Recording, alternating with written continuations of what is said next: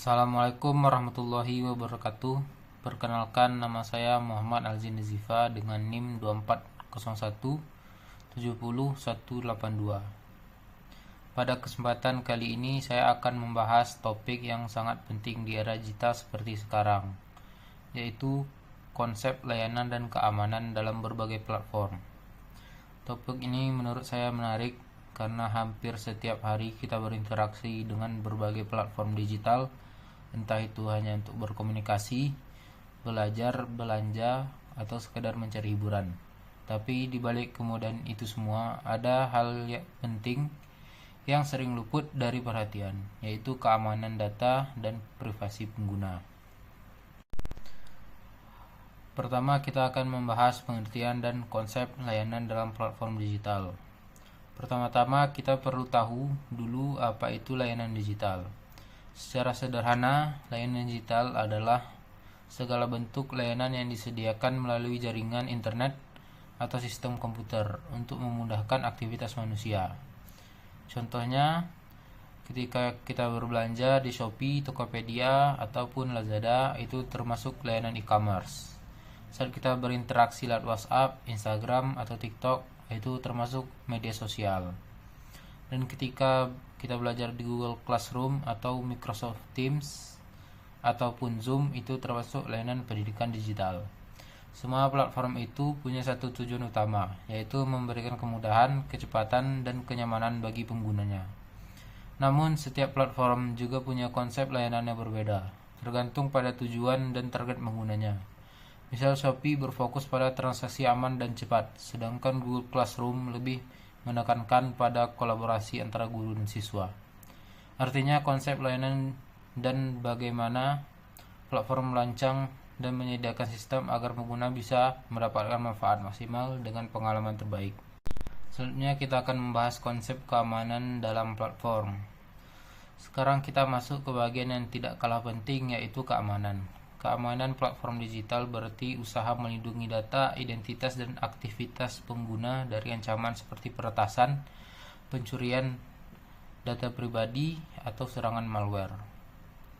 Bayangkan saja, setiap kali kita membuat akun, kita memberikan banyak informasi pribadi seperti nama, email, nomor telepon, bahkan kadang alamat rumah.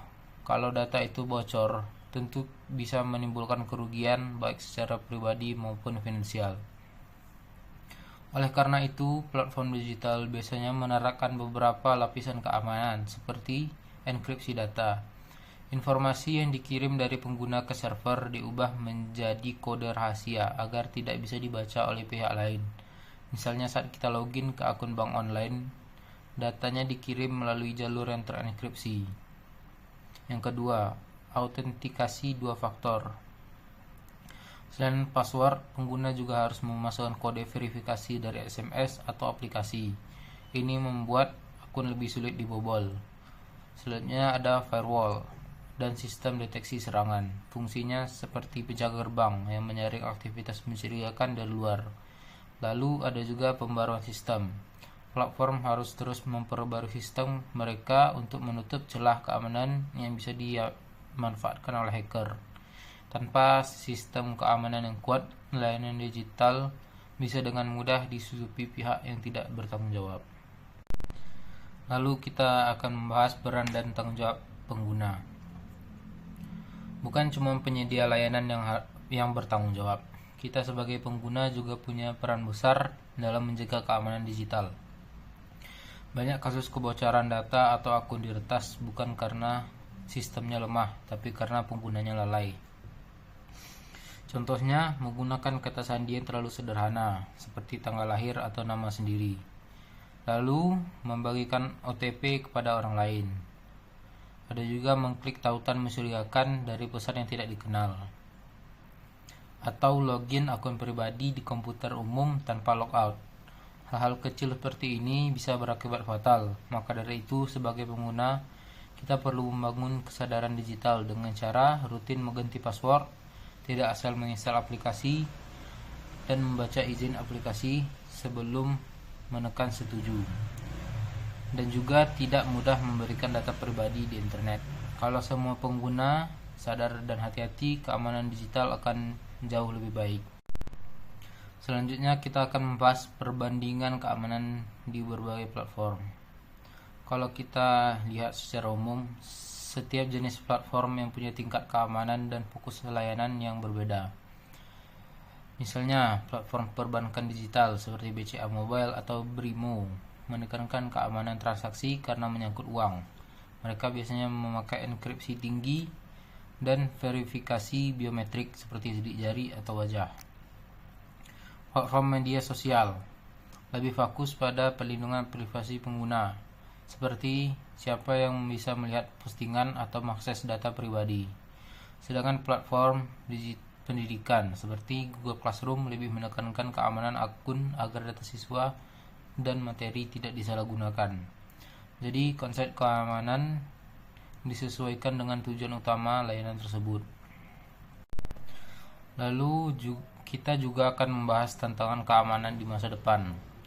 Seiring perkembangan teknologi, ancaman keamanan juga menjadi semakin kompleks. Hacker semakin pintar, bahkan sekarang muncul serangan berbasis AI yang bisa meniru suara atau wajah seseorang.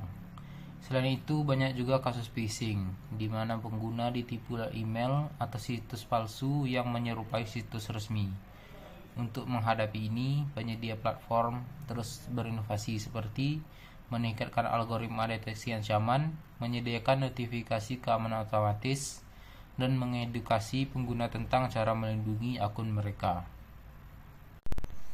Kesimpulan dari pembahasan kita adalah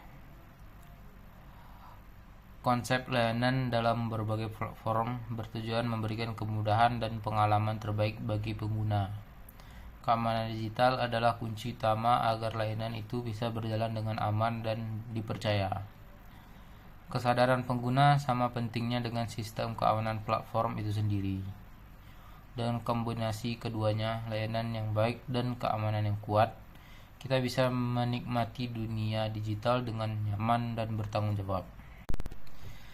Akhir kata, mari kita gunakan teknologi dengan bijak, menjaga keamanan akun masing-masing, dan terus belajar memahami bagaimana sistem digital bekerja. Karena di era modern ini, keamanan data adalah bentuk perlindungan diri yang baru. Terima kasih sudah menonton, semoga video ini bermanfaat dan bisa menambah wawasan teman-teman semua. Assalamualaikum warahmatullahi wabarakatuh.